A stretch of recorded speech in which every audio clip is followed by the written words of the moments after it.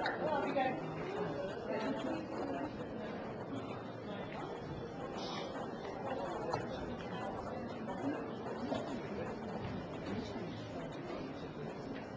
I ask people not to sit too far back, because it's not going to be full. It's quite scary if there's people over here and over here. Mostly sit near the front, it's a bit nicer.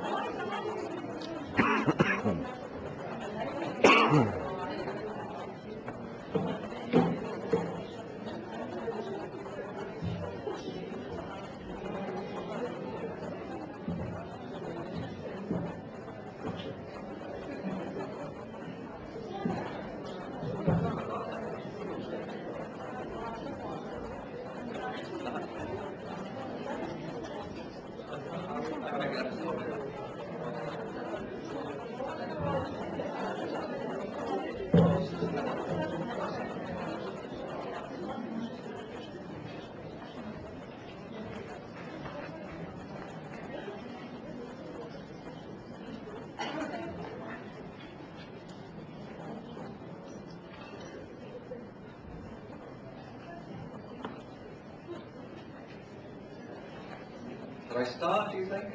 Yeah, you're all here on time, that's fine. It's lovely to see so many people, actually. We love grammar. You love grammar? Yeah, okay. Oh, it's Olga, okay. I thought it was somebody who's genuinely interested in grammar. Okay. It's lovely to see so many people here. My name's Jeremy Day, and I'm an English teacher and a writer and an editor, and I'm based in Warsaw, in Poland. This is my first Hoopet conference. I'm really enjoying it, having a lovely time, and I hope this is not my last Hoopet conference. I'd like to come back again one day. It's very, very nice. My presentation today is about grammar. My top 10 grammar structures. Why grammar? Why grammar? Basically, I'm what you might call a grammarholic. I love grammar. I'm addicted to grammar. I'm really interested in grammar. I think it's really cool and fascinating. Ever since I started teaching, I've been writing a grammar book, basically. From my first month as a teacher, I started writing a grammar book. It's probably a stupid thing to do, and everyone laughed at me. You've just been teaching a month, how can you be writing a grammar book? But I was so into it, and I was into all the quirks of grammar, things that didn't really work the way they were supposed to work. Do you know, sometimes in the course book it says, you just can't do that. That's not acceptable in English. This is wrong. And my question is always, why is it wrong? Why can't you do that? Or if they say, both versions are correct, they're more or less the same. And my response is, okay, so they're more or less the same, but they're not the same. So what's the difference? And very often course books didn't explain the difference to me, and I got frustrated with this, and I read and read about grammar, and that's why I started writing my grammar book. I mean, that grammar book that I was writing then never got published. But I'm, fortunately, yes, it was not very good, okay. But fortunately, about 5 years ago, I got an email from a colleague of mine that used to work with me right at the beginning of my career. And she had moved on to become the commissioning editor for grammar at Cambridge University Press. And she found me and said, "You're the guy that used to write those grammar exercises all the time and was obsessed with grammar. Would you like to contribute to our new grammar series?" And that was what this is. This is Active Grammar. I'll show you the books here. They were working on this, and they invited me to write supplementary activities for level 1 Active Grammar. So I did a lot of tests, a lot of practice tests for these at the end of every unit, and lots of consolidation units, review units, and so on. It was wonderful, wonderful work. Then, even better than that, I was invited to be the co-author of the level 3 book, the third one. That's mine, my baby. Which was wonderful, because with the first one I couldn't really be very creative, I just had to do what I was told. With this third one I could be much more creative, and it was brilliant. Not completely creative, because I had a very strong editor. My editor was a lady called Penny Ur. You've probably heard of Penny Ur. Quite a scary lady, very, very clever, very intelligent, but very strong character. So she was my editor working on this one. Very, very good experience. So yeah, level 1 and level 2 were written by Fiona Davis and Wayne Rimmer. Level 3 is by Mark Lloyd and me, and the editor for all of them, the series editor, was Penny Ur.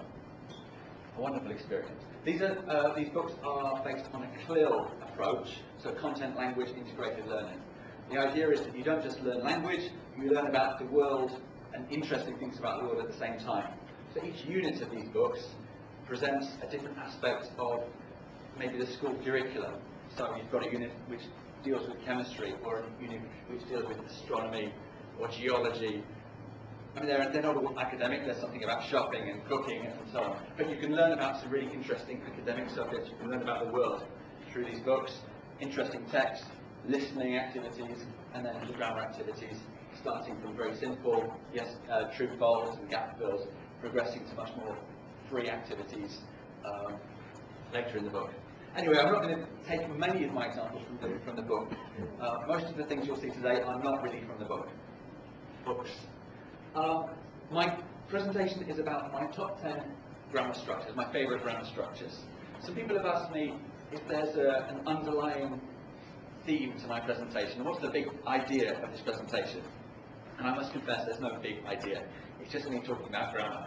Because I love grammar, and I'm talking about how cool grammar is. If you want a theme, then it's this sort of thing.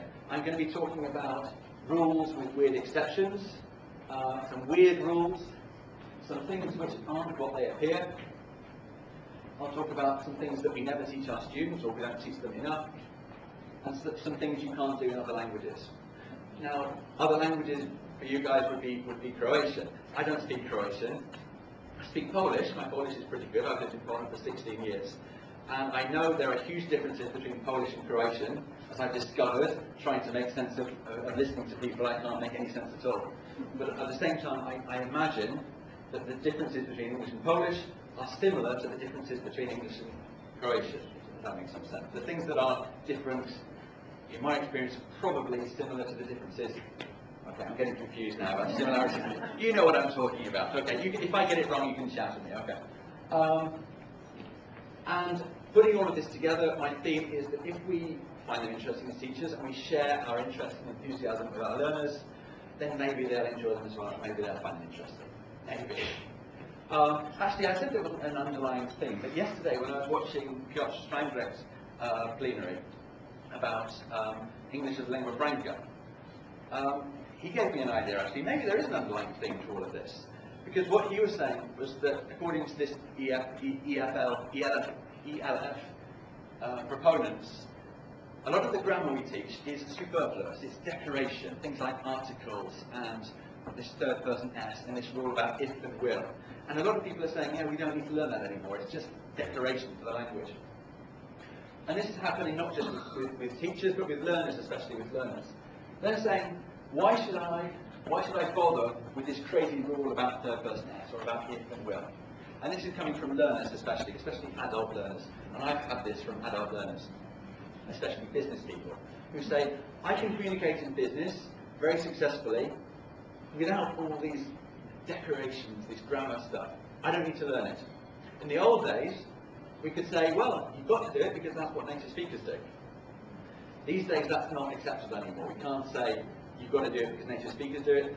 We need to find another reason, because they'll just say, I don't care. I don't care about native speakers. I'm an international business person. Who cares what the Queen does? I need to be able to speak and communicate in business or in life. And in fact, some of these grammar structures slow me down. They make life more complicated for me. Why do I need this? So I think we, as teachers, need to start approaching grammar from a different point of view. Not just saying, you must learn it because that's the way native speakers do it, but because it's useful and it actually adds value, and it has communicative value. So that's kind of the sort of thing I'm talking about as well. Excuse me, I need to drink.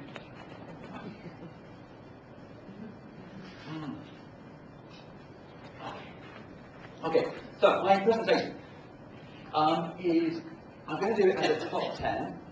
I regret a little bit that I chose 10 because I'm already running out of time. I've got a lot to get through. I'm going to do this as a top 10 like in a music countdown, you know, the top 10 singles of the week. So I'm going to do this, so each one is a pop group.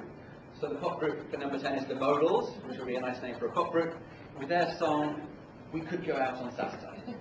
Okay. I've got a couple of sentences. These are true sentences. Yeah, when I was 20, I couldn't speak Polish. It's true. When I was 20, I could speak Spanish. It's true. Now I can't. It's very frustrating. Sorry, I'm late. I couldn't park. Blah, blah, blah. I arrived early. I could park very easily. Now you're all English teachers, so you can see straight away that one of these sentences is wrong. Which one is wrong? Oh. The last one. The last one is wrong. And why is it wrong? I was able to, yeah, obviously I managed to.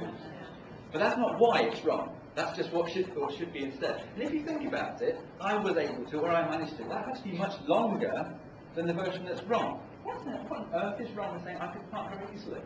And people say, yeah, because it's a single event, and up there is a longer term process. So I could speak Spanish, it's a long-term thing, I could park easily. But that doesn't answer the question, it doesn't say why, it just says what you can't do. This is the sort of thing that gets me excited. Yeah, why not? Why not? Okay, I'll come back to this in a second. Because there are other reasons for using modal verbs. I'll come back to this. We also use modal verbs for dealing with logical deductions, for like modals of probability basically, for dealing with, for solving mysteries. And I'll give you an example of a mystery, a puzzle from the grammar book. I don't know if you can see this at the back, I'll read it aloud. 3 friends each paid €100 for a hotel room. Later the manager remembered a special offer, 3 rooms for €250. So she gave the receptionist €50 to return to the friends. The receptionist had an idea, he was a bit sneaky. He said he gave them €10 each, and he kept the other €20 for himself. So each friend had paid €90. 3 90s is €270 in total. If we add the €20 that the receptionist took, we get 290. What happened to the other 10? Oh, okay. What happened to the other 10? I'll explain the answer in a second. But to deal with this sort of problem, we need modal verbs. We need to say things like, yeah, he can't have kept more than 20. Could she have taken the money? It won't be that. Could have taken it, and so on. Using modal verbs, basically. Modals of probability. I'll give you the answer in a second.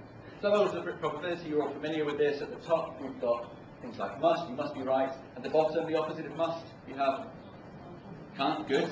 Nobody said mustn't. In the middle somewhere, we've got things like could, may, and might. For me, these are all about the same level. Some people say some are higher, some are lower. For me, as a native speaker and with my version of English, they're all about the same. If I want to move them higher, I would add a word well, and that makes everything higher. So for me, I've got these 4 stages. You can also make these negative, some of them negative. You can say, you may not be right, or you mightn't be right, or you couldn't be right.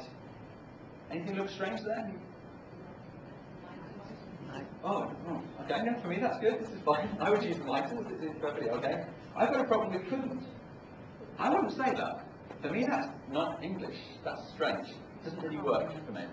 I know some people say it's fine, and I've had lots of discussions with people and say, no, there's nothing wrong with that, Jeremy. But for me, that looks really weird. And I would never say that. I would say you can't be right. Yeah, you can't be right. It's down here. Couldn't be right. It just doesn't quite feel right to me. Yeah, but you can't be right. Exactly. Thank you. So we're left with this sentence that's a bit strange. If we bring together the two sentences that are a bit strange so far, we have this one. I could park. I couldn't park. I could park was dodgy, and you couldn't be right was dodgy. It matches quite nicely. So when we're talking about ability in the past, you could use the negative but not the positive. When we talk about probability, we can use the positive but not the negative. That's quite neat, I like that. So that's the sort of thing that excites me when I see this sort of pattern. And then you actually see a sentence like this. We could go out on Saturday. Is this about the past or the future? Future, yeah, we could. Maybe we will. We couldn't go out on Saturday. It's about the past. That's nice, yeah? You just make it negative and you've gone from the future to the past. That's the sort of thing I'm going to do in this presentation. Okay, so that's the sort of thing that's interesting. In the number 9, I'm going to go quite quickly. Number 9, the conditionals. With a hit song. If you like our last song, you'll love this. And just before I move on from this slide, this is the conditional sentence. What sort of conditional is this? First? Second? Next? Good, I have 3 answers so far. Good. It's not really a second conditional. For me, a second conditional is about something unreal. The unreal future or the unreal present. This is about something real. You probably liked it, therefore you'll love it. It's not really a first conditional either, because first conditionals aren't about the past. It's not really a mixed conditional either, because for me, a mixed conditional is about seconds and thirds mixed together. There's not really a name for this. This doesn't have a name. This is for me, it's just a sentence with if. And there's no point in trying to squeeze it into a formula. And this, I think, as teachers, we get ourselves tied up in knots with these formulas. What sort of conditional is that? Is it the first one? Is it the second? No, forget it. It's not anything like that. If you think about a word like because, with because, you can mix future with past very easily. She will fail her exam because she didn't study. And nobody says, wow, you mixed future with past in the same sentence. That's really weird. There's nothing weird about it. And that's what we're doing here, mixing future with past, using if. It's only weird because we've created these artificial formulas that this breaks. So for me, it suggests there's something wrong with the formulas. Some other examples. If you know the answer, put up your hand. We've got an imperative here, which doesn't really fit with the formulas that we tend to teach. If you like this song, you'll love the next one. Okay, that's a classic first condition. If you like that song, you'll love this one. I've talked about this one already. If you've seen me presenting before, present perfect. We can use present perfect in these sentences. Completely normal. If you're wondering where all this is leading, present continuous. We can use everything. It doesn't matter. Who says we need to use present simple in the if clause? What's that all about? We don't need to. The rule we very often teach for first conditionals is like this.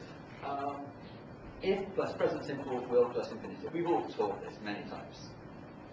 The problem with this rule is it's full of exceptions. Exceptions, exceptions, exceptions.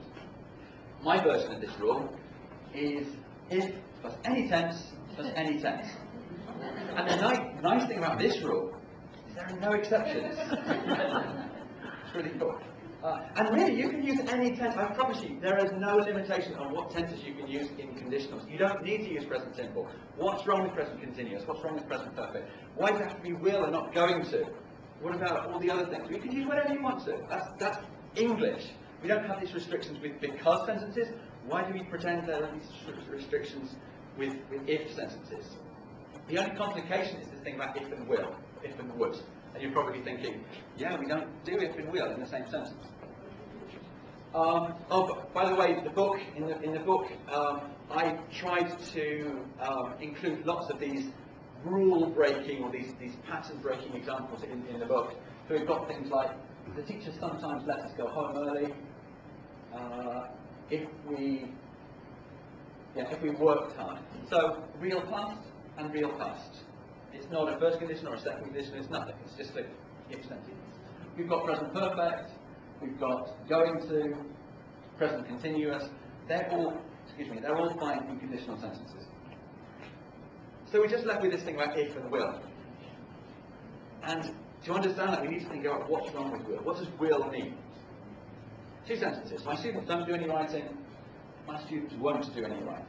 What's the difference? What does the second one mean? Is that about the future? No. They refuse, thank you, it's their attitude. They've got an attitude problem. I'm sure you've all had students like this. They refuse to do writing. So will here is not future, it's about attitude. Because will is a modal verb, it's about mood and attitude. So we can make conditional sentences here. We can say if your students don't do any writing, they don't, maybe they're too busy, you should shoot them. I was going to say you should be more patient and kind and understanding. Shoot them, yeah, straight away. English teachers, yeah. The most evil people in the world. Okay. No, but this is more serious. Look, they've got this attitude problem here. If they won't do the writing, that's when you shoot them. Yeah, okay. When they've got this attitude problem. This is completely grammatically correct. If and will is completely okay. And what we just need to teach our students is that it's fine, it just has a special meaning. Because will actually doesn't mean future. Will has lots of interesting meanings that aren't just boring future. Piotr mentioned yesterday, that English doesn't have a future tense. Future tense in English, will is not future tense in English, will is just a modal verb. The simplest future tense in English is present simple. You can say, tomorrow is my birthday. The simplest facts about the future we use present simple. Will always has some sort of modal meaning, almost always. Some other examples from the book. Down at the bottom, we can use will or would in this clause to talk about promises. The difference between if you all wash the car, you can borrow it. If you wash the car, you can borrow it. In this first one, what happens first? Washing the car or borrow it? But in this one, the first thing actually is a promise. So if you promise that you will wash the car, you can borrow it. So first you promise, then you borrow it, and then you wash it later. This one, first you wash it, then you borrow it later. Okay? So we can use will here for promises, if you promise that you will. Okay.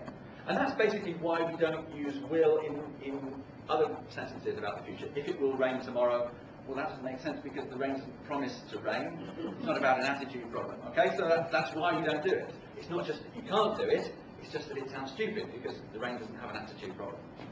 Actually, I'll come back to that later. Okay, this is my version of the rule. This is what I teach my students. If plus will cross out 90%. As I said before, there's nothing about if and present simple. The reason we say present simple is because what we're really saying is don't use will.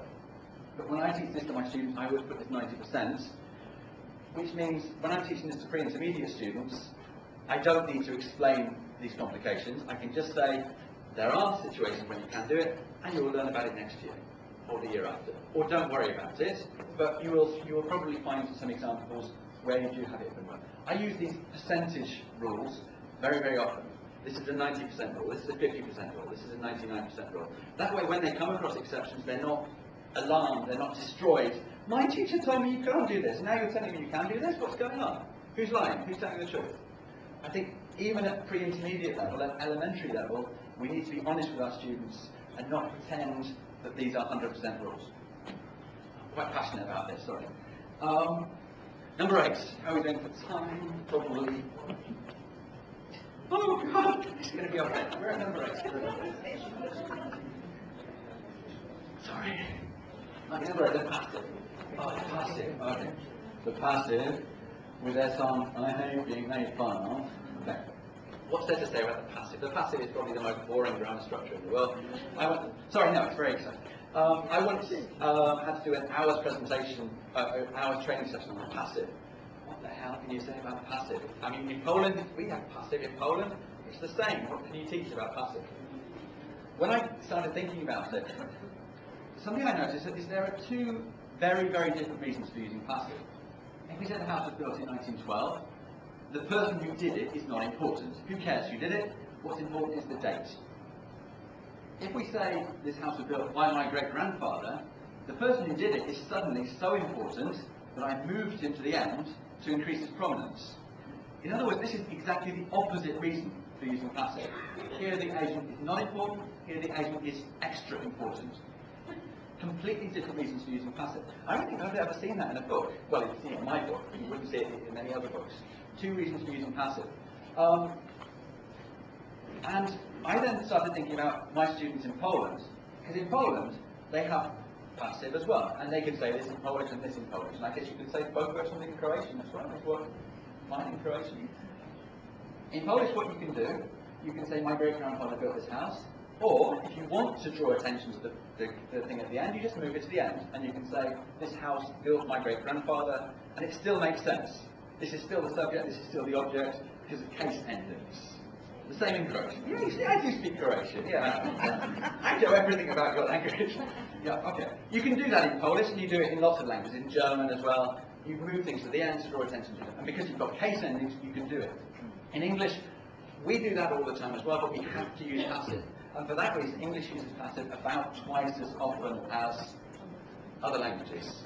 So in Polish, they use passive for this first type very often. They can use passive here, but they tend not to, because what's the point of doing that when you can just do that in Polish? So that's, for me, one interesting thing, why English uses passive a lot more than other languages. And also, our students have this natural instinct. They do this sort of swapping words over all the time, and they try to do this in English as well. This house built my great-grandfather. Okay, now that's wrong. But the fact that they've got this instinct to move things around means they've got this instinct for using passive, which I think is a good step. What else is interesting about passive? I mean, another little thing that you can do in English but you can't do in Polish.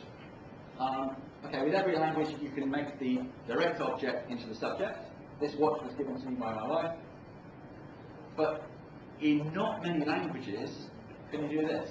I was given this watch by my wife. In other words, the indirect object becomes the subject. Now you can't do that in Polish, it sounds terrible in Polish. Do you do this in Croatian? No? No, it sounds strange. So, again, course book writers very often don't draw attention. They don't make a special thing about the difference between this direct objects and indirect objects becoming the subjects. I think we could make more of this sort of sentence, because that's the one that our students will have problems with. Another thing you can't do in many languages is make the subject from the prepositional object. So speak to somebody, I will not be spoken to, like that. So the subject is from the prepositional object. I guess you can't do that in Croatian. You can't do that in many languages. That's cool, making the prepositional object into the subject. And notice, by the way, what does will mean here? I refuse, yeah, I refuse to be spoken to like that. And I actually had this, originally I had this as an active sentence. People will not speak to me like that. It doesn't make sense as an active sentence. It's not people's attitude, it's my attitude. This only makes sense in passive. I don't like people taking advantage of me. Should be, I don't like being taken advantage of. Yeah, take advantage of somebody. You make the whole, right at the end, the prepositional object, bring it to the front. Fantastic. Cool. And this one as well. Okay, moving on. Oh, the elephant trod on her foot. Her foot was trodden on by an elephant. Cool. Try saying that in another language. That's good. Okay, so a little example from the book as well, a little quirky thing from the book. The minister was criticised after people heard him swear during the live TV. He was criticised after being heard swearing. Yeah, okay. That's cool. Yeah, let's swear becomes swearing. That's cool. Little interesting thing. Anyway, moving on. Number 7. The wishes. If only she'd noticed me. Is there any Freudian psychologist in the audience? You might be able to infer something about the romantic side of my character from the song titles here. I'm actually a happily married man, but maybe there's a hidden angst-ridden teenager still there. Okay. About 2 weeks ago, my next-door neighbour asked my wife for some help with a sentence like this. She was writing on Facebook in English. My next-door neighbour is Polish, my wife's Polish. And the Facebook friend was ill, and my next-door neighbour wanted to wish her a speedy recovery. So she wrote this sentence on Facebook. She's Polish, but she wrote in English. I wish you get well soon. And she checked with my wife afterwards, is that okay? It looks a bit weird to me. It looks like something's wrong with that. I don't know what's wrong with this. Any suggestions? What's wrong with this? Yeah, different, various answers, yeah. My wife's suggestion, my wife has very, very good English. She suggested, yeah, maybe I wish you'd get well soon, because it's about the future. Well, I wish you got. This feels a bit more natural. It's still not right. Well, thank you. Okay, good. So you've got the right answer. It's hope. Okay. The point here is that wishes are only about something unreal, and getting well soon is about something real. So for real things we use hope, for wishes we use unreal things. This actually mirrors very, very closely the conditionals as well. If we actually compare the verb forms in conditionals and the verb forms in wishes, there's a very, very strong parallel. So we get things like, hope she comes to the party tonight, if she comes, hope she comes, if she comes. Again, there's no will here, because this is not about willingness, it's just about something happening in the future. So this is like the first conditional. This is like the second conditional. We've got something unreal. If I were taller, this is something unreal about the present. We can also talk about the future. I wish she would notice me. What about this would? This would here is about, again, it's about her attitude. I wish she were willing to notice me. She has this attitude problem. If she'd only notice me. So you can use would here. What about this one? I wish I would tell her how I feel. Is this okay? No, and we teach that this is wrong. And what we often teach is that we can't do this with I wish I would. But do we ever go beyond that and say, why not? Why can't we use I wish I would? It's this attitude thing. We can make a wish about her attitude, we can wish about somebody else's attitude problem, but we don't ever wish about our own attitude. You can just change your attitude, that's not a problem. You don't need to wish about it, you just deal with it. And that's why that's wrong. There's not some huge rule, there's not some person checking, oh, you can't say, I wish I would. This is why you can't do it, because it's about your attitude. And it's the same with the conditionals. You would say, I wish I could tell her, not I wish I would tell her. And the same with third conditionals, I wish I hadn't trodden on her foot, goes with, if I hadn't trodden on her foot, perhaps she would still love me.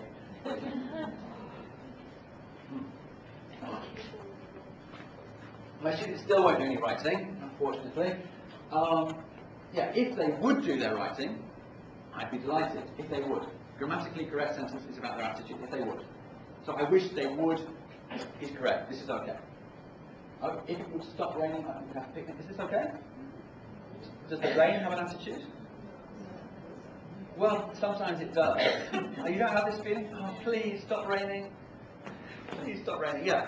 Sometimes we imagine that the rain has an attitude. And that's what's happening here. We're imagining that the rain has an attitude problem. Sorry? We do say that, exactly. We say that, and I think this is about the attitude problem. We then have, I wish it would stop raining. It's like this rain is raining on me deliberately. Stupid rain. I don't know, I get this. Maybe this is an English thing. And what's wrong with this? If you would get well soon, you can come back to work. What's wrong with this? This is suggesting that it's her attitude problem. That she's decided to be ill. If you would get well soon, you could come back. In other words, you lazy thing, get back to work. So that would be a very bad thing to wish. So if you say, I wish you would get well soon, it's quite an aggressive thing to say, and I wouldn't recommend saying this. So instead of wish, we should say, I hope. Okay, moving on. Oh, just something from the book. We've got practice of this sort of thing in the book. I said that the exercises in the book go from very controlled down to very, very free exercises. And these are some examples of the very free exercises you get in the book. Pictures and making up what the people are saying, and then you turn it into your own, bring your own life into the situation as well, making your own sentences.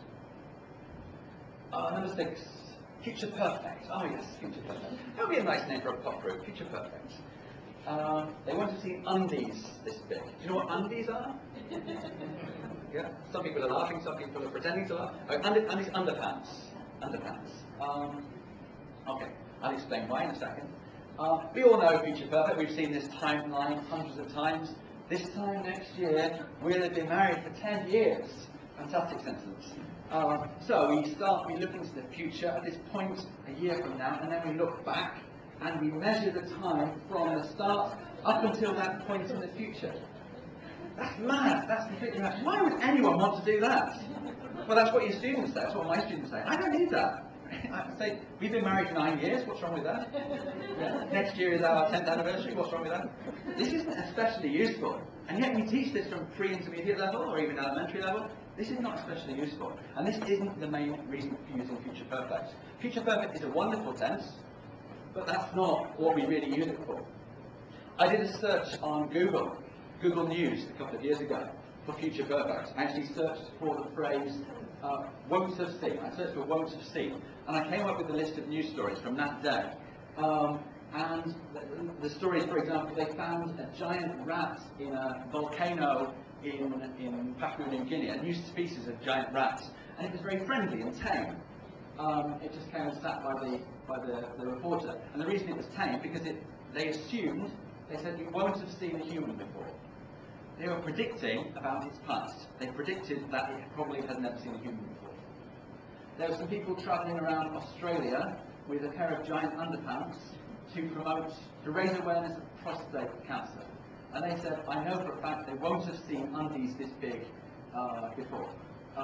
Because, again, the person is predicting something about the past. And that's the main reason for using future perfect, to predict something about the past. And I won't go through all of these stories, but they're all about predictions about the past.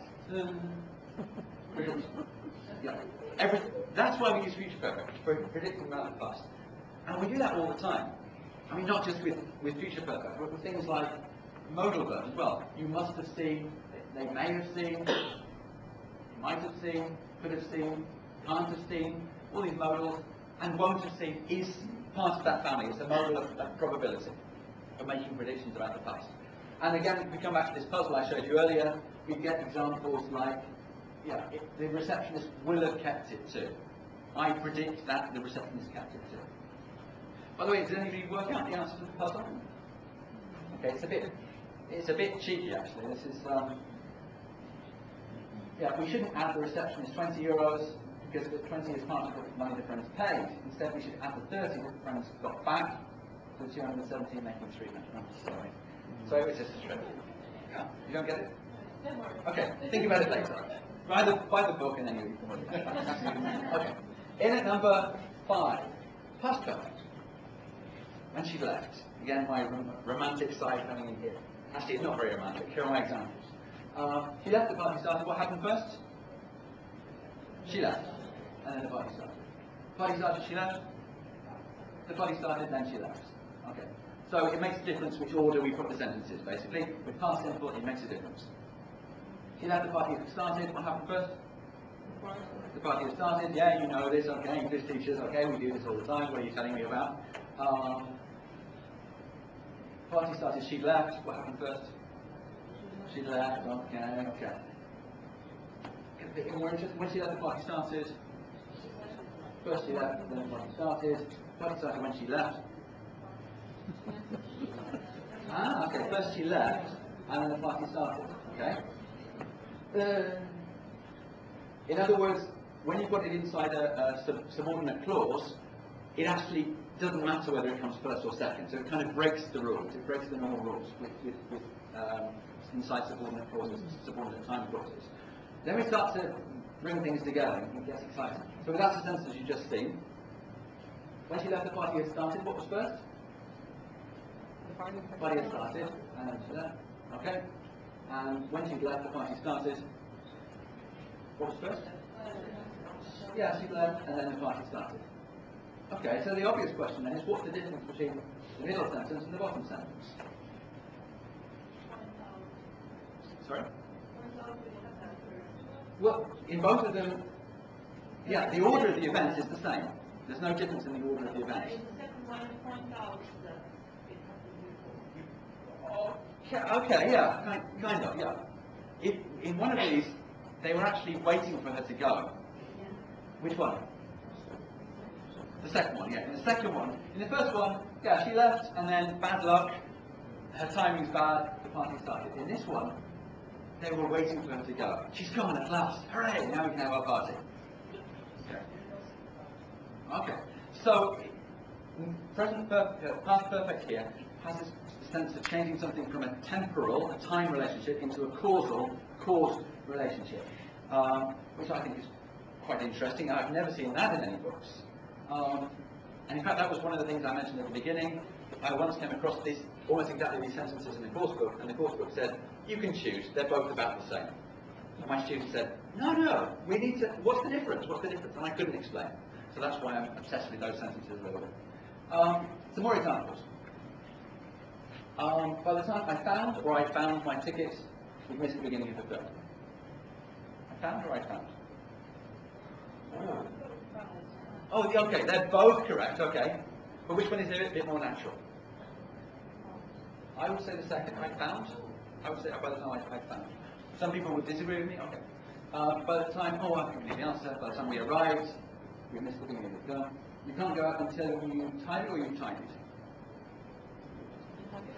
I would say you've tied it. And don't turn around the paper until I tell or I've told. Tell. Okay. Yeah. With each of these you can choose, but it's a really subtle distinction between the options. And this actually comes into the semantics of the verbs, which is somewhere I don't want to go today. It's because verbs like find and tidy are about a process with an end point.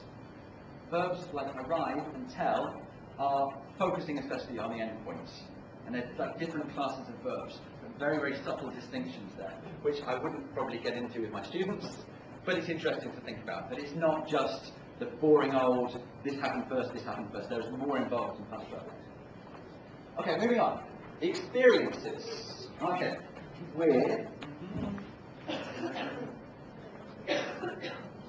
excuse me, I've got to have my water. Okay, with their song, I've never been snowboarding. It's got a great song title, I'm afraid. And which tense are we talking about here? Present perfect. This is present perfect. Continuous. Everyone agree? Present continuous? Oh, okay. We'll come back to that question later. Okay. Present perfect for experience. There are many reasons for using present perfect. We can use present perfect to talk about how long. We can use it for talking about news, talking about progress, and one is talking about experience. So we have this circle. This is my life, or it could be any present period. So when we say I like chocolate, that's what it looks like. This is the day I was born. This is the day I died. And all through that period, I like chocolate. Present. Present perfect is about that half of the present. So it's still present, but it's about the first half of the present. And that's why it's called present perfect, because it's a present tense. And we talk about things that have happened in that present period. So things like I've ridden a camel, I've been to Croatia, I've seen a snake, I don't know, things like this. I've never, you know the idea, I've done this and I've never done this. And we teach this all the time, okay, fine. Is this right or wrong? Elvis has had 91 hit singles. Wrong, because he's dead? Yeah, no, he's dead, okay, no. I remember him dying, yeah, he died in 1977. He's definitely dead, okay? Okay, well they buried him, so he must be dead by now. Okay. Okay, so this is Elvis Presley's life, definitely dead. And here are his hit singles. Something strange happened about Elvis Presley, because he continued having hit singles after he died. Do you remember there was one about 7 years ago? No. Sorry, let me just sing for you. Then he had maybe later I'll sing it. Okay. He had a song about 7 years ago, a hit song about 7 years ago. Because even though he's dead as a person, as a performing artist, he's still alive, because he can still have maybe more hit singles in the future. His life as a performing artist is still present, because it can still happen in the future. So you can say he has had 91 hit singles, and that's not just my opinion. I got this from the BBC. This was 7 years ago. Elvis Presley has scored his 19th number one with blah blah blah blah blah. Has scored, because in that sense he's still alive. You can use present perfect for dead people if they might still do something again in the future. Shakespeare has sold some books. Okay? Thousands of copies. Okay. You can't use present perfect for experience if somebody who's alive is never going to do it again. So for Arnold Schwarzenegger, he won Mr. Universe 3 times. He's not going to do it again. If you've seen it, he's not going to do it again. So we would never say he has won, because it's not going to happen again. And that's the key to present perfect. So what do I mean by experience? Experience is things like never, sentences with never, when we talk about how many times, have you ever, oh no, that's a mistake, it should be have you ever, before, these sort of sentences when we talk about our experience.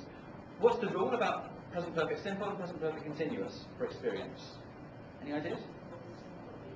Simple. Yeah. It's a fantastic rule. We always use, when we talk about experience, we only ever use present perfect simple. It's a great rule. I mean, this is a 99.9% rule.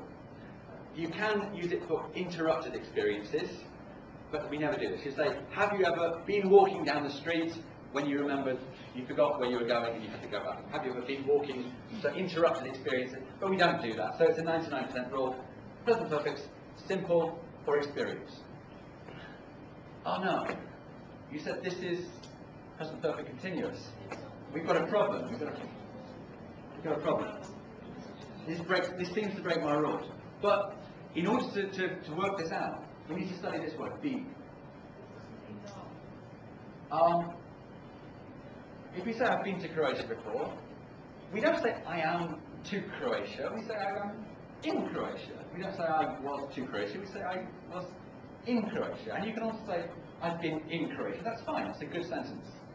It's was, were, been, in.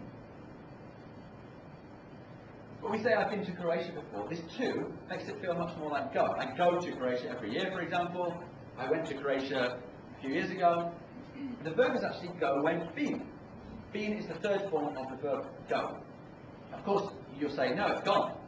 And gone is basically also a third form of the verb to go, because go has 2 third forms. Go, went, been, go, went, gone. And you all know the difference between go, went, and been. Oh no, you're laughing at something? Okay. The difference, of course, is that I can say, well, if somebody asks my wife, hey, where's Jeremy gone? And my wife would say, yeah, he's gone to Croatia. He's in Croatia at the moment. And they would say, oh, is that his first time? No, he's been to Croatia before. That's about experience. So this is about news, and this is about experience. Okay. Basically, what's happened is that this verb here has hijacked this word from this verb. It's hijacked the verb form. And that happens actually all the time. You may not be aware of hijacking of verbs. You come across hijacked verbs. This happens as verbs grab the past forms and present perfect forms of other verbs. And it actually happened with this one as well, with went. I don't know if you were quick enough to see on the next slide. Where did went come from? It used to be the past of wend. There was a verb in English called wend, and it now exists in a phrase to wend one's way. It's related to wander as well. And the past was went. Now it just survives in the hijacked past tense form of went. So went was hijacked from wend, and been has been hijacked from been. But it's definitely go, went, been. If we look at some sentences here, I go shopping every day, go plus in. That's not continuous, that's just go plus in. Present. Past, I went skiing, go plus in. Present perfect, I've never been skiing, be, go plus in. This is not present perfect continuous, this is present perfect simple. So my rule, my wonderful rule, is 100%, no, 99% rule. It still stands. Things which aren't what they appear to be. Okay, number 3. Getting tired now. The clefts. Cleft sentences. With the cover version, the first cover version in the chart, all you need is love. You come across clefts before with sentences with all I was doing was blah, blah, blah, or what you need to do is blah, blah, blah. Cleft sentences. All I want to say about this is that cleft sentences are very, very useful for expressing points, for communicating. They're very expressive and useful forms. What you'll notice in a conference like this is that speakers use cleft sentences all the time to introduce a point, to draw attention to a point. These phrases are very useful for introducing points. Cleft sentences are very, very useful. What I mean is you move something from the beginning of the sentence to the end, or with its cleft It's clefting. You can move something from the end to the beginning to draw attention to it. What happens is, I can't remember what happens is you move it from the end to the beginning, okay? It's probably because of the name that it sounds difficult, this name clefting. Well, we don't teach clefting. We don't teach it often enough, and we don't teach it early enough. It's probably because it sounds difficult that we don't teach it often enough. All I'm trying to say is, this is a great grammar structure. Let's bring it out of the closet. Let's make friends with clefting. Clefting is cool. I've got a little bit of clefting in the book. There's a unit on emphatic devices. Somebody's shopping. There's a hole in the jumper, and she says, the friend says, you should have tried it on in the shop. I did try it on, also emphatic devices, but all I could see in the mirror was the front. It wasn't until I got home that I found the hole. Nice examples of clefting. Nice grammar structure. I like it, but I'm not going to say any more about it. Number 2, the articles. Oh, I love articles. One day I'm going to write a book about articles. And I've approached lots of publishers about it, and they all say, no way, nobody will ever write a book on articles. But I'm going to write it for my own pleasure. I love articles. I could easily talk for an hour on articles, or a week on articles actually. I'm just going to have 5 minutes. So I'm not going to say everything there is to say about articles, unfortunately. There's a question. The song is, it doesn't matter which one. Quick question for you. Or the. We use or the to talk about specific things when we know which one we're talking about. The. Okay, let's go with that. We use to talk about things in general when it doesn't matter which one we're talking about. Or the. Oh, okay, interesting. 0. Okay. Actually, you're right. Good. Okay. When I've asked this question before, people have said, yeah, it's up. But actually, I'm going to try and argue that it's the opposite. I mean, in fact, it's more complicated than this, but I'm going to try and argue that we actually do it the other way around. Very, very often. I'll give you some examples. I live in a flat in Warsaw. Am I talking about a general flat or some specific flat? This is specific. I'm being very specific here. I'm staying in a nice hotel. Again, specific. We use a for specific things. Of course, we can also use the for specific things. I live in a flat in Warsaw. The flat is quite large. I'm staying in a nice hotel. The hotel is lovely. We can use or the for specific things. But as teachers, I think we very often get mixed up between general specific on one hand and new and known on the other hand. And this is all about new and known. It's nothing to do with general specific. These are specific things. And I very often notice that learners assume that and is like for general things, for boring things, nothing special. And they feel hesitant to use with something specific. They think that it's kind of making it less important.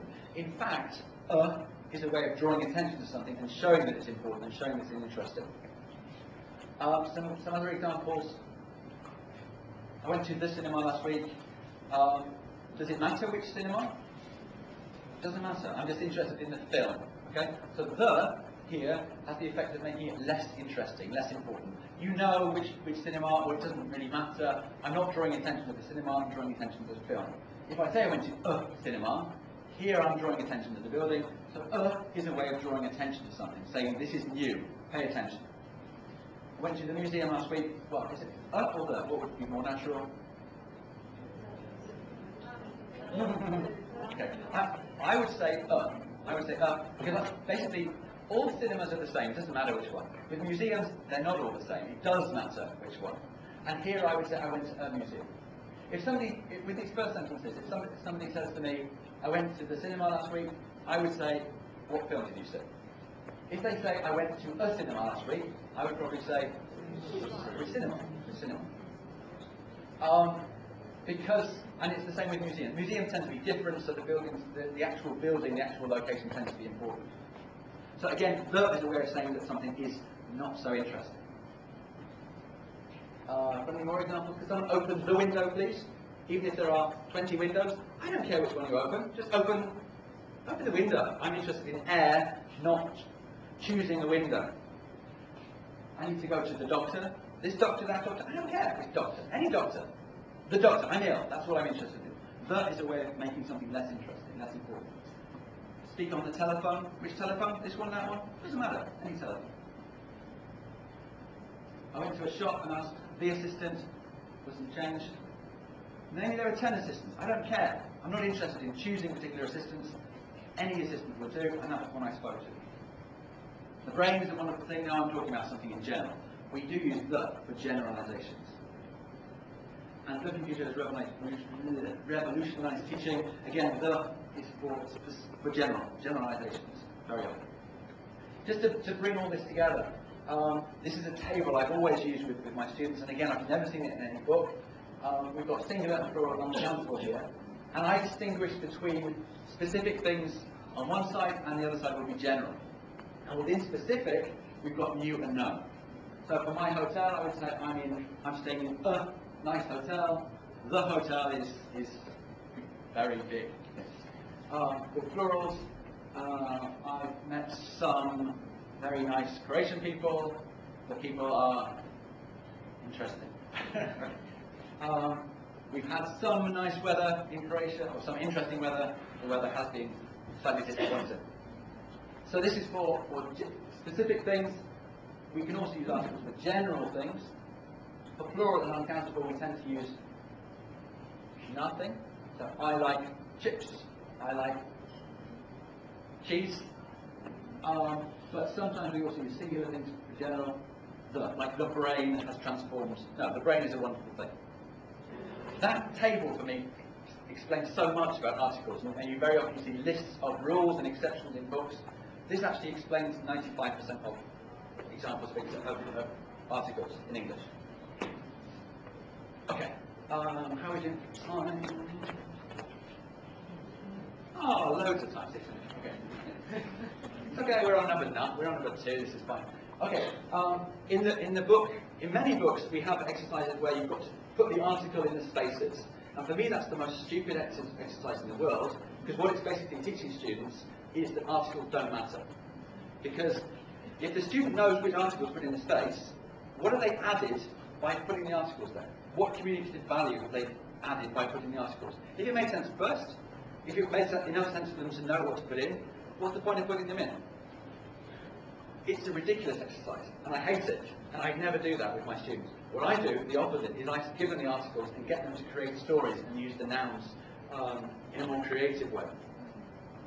That's why I think many students learn that articles are pointless, because we teach them that they're pointless by giving them pointless gap-fills. Sorry. Okay. I need to calm down. So this is a story from Active Grammar, and you're going to have to help me with this. One dark, stormy night, we need a noun, a person. Teacher. An English teacher. Okay. This English teacher was walking through the forest. It was cold and wet. The English teacher felt ill. Okay, good, thank you. Suddenly, the English teacher heard the sound of owl. Okay, let's have an owl.